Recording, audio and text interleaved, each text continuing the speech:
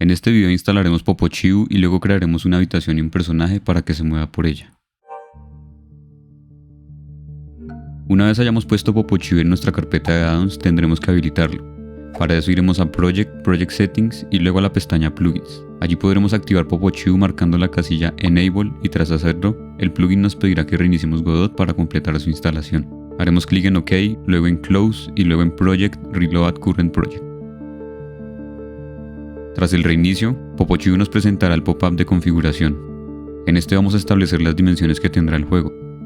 La resolución base que usa el plugin es de 320 x 180 y este pop-up nos mostrará la escala de la resolución actual en relación a la base. Sin embargo, para este tutorial vamos a usar la resolución base, o sea 320 x 180. Estableceremos la resolución de prueba a 960 x 540 para que se vea mejor y dejaremos el proyecto como pixel, ya que su estilo gráfico será pixel art. Para crear nuestra primera habitación abriremos el grupo Rooms en la pestaña Main del panel de PopoChiu. Haremos clic en Create Room y en el pop-up que se muestra le daremos el nombre 101. Como aún no tenemos una escena principal, PopoChiu nos mostrará un mensaje en el que nos preguntará si queremos que esta habitación se convierta en la escena principal del proyecto. Marcaremos la casilla y haremos clic en OK. PopoChiu creará un par de scripts, un recurso y una escena para nuestra habitación. Esta se abrirá automáticamente. Para asignarle un fondo, crearemos una prop. Las props serán los elementos visuales de nuestra habitación. Haremos clic en el grupo Props y luego en el botón Create Prop. Le asignaremos el nombre Background y haremos clic en OK. Se creará un nodo para nuestra prop y la carpeta _NoInteraction, donde podremos poner los assets de todas las props que no tendrán interacción. Copiaremos la textura de nuestro fondo a dicha carpeta y luego se la asignaremos a la propiedad Texture del nodo recién creado. Ahora nuestra habitación tiene un fondo. Lo siguiente será crear un personaje para que se pueda mover por dicha habitación. En la pestaña Main del panel de PopoChiu haremos clic en el grupo Characters y luego en Create Character. Le daremos el nombre GodDew y luego haremos clic en OK. Al igual que con la habitación, PopoChiu creará dos scripts, un recurso y una escena que se abrirá automáticamente en el editor. A la carpeta creada copiaremos la imagen que servirá como textura para nuestro personaje, seleccionaremos el nodo Sprite y se la asignaremos a la propiedad Texture. Pasándonos al modo de movimiento con este botón o la tecla W, ubicaremos el nodo de modo que los pies coincidan con la baseline, representada por la línea azul. Guardaremos y volveremos a la escena de la habitación 101.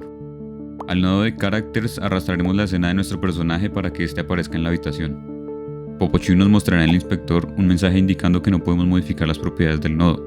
Esto es porque en tiempo de ejecución PopoChiu reemplazará dicho nodo con una nueva instancia del personaje, así que cualquier cambio hecho aquí se perderá, excepto para la posición. Estando en el modo de movimiento ubicaremos a GodDew dentro de la habitación. Para que el personaje se pueda mover por la habitación tendremos que definir el área por la que éste podrá caminar. Haremos clic en el grupo Walkable Areas y luego en el botón Create Walkable Area. Stick Grinder, gracias por implementar esta funcionalidad.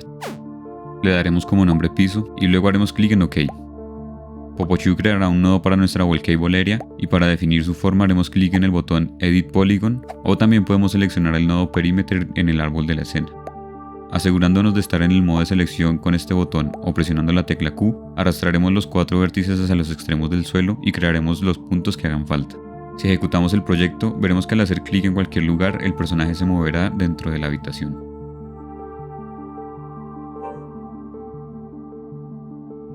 Al pasar el cursor sobre los pies del personaje, veremos que cambia.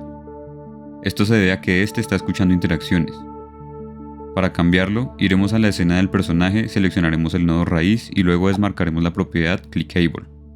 Ya estando aquí y aprovechando que nuestro personaje se renderiza a partir de un sprite, haremos que se gire cuando esté caminando a la izquierda seleccionando la opción Moving Left de la lista de opciones de la propiedad Flips When.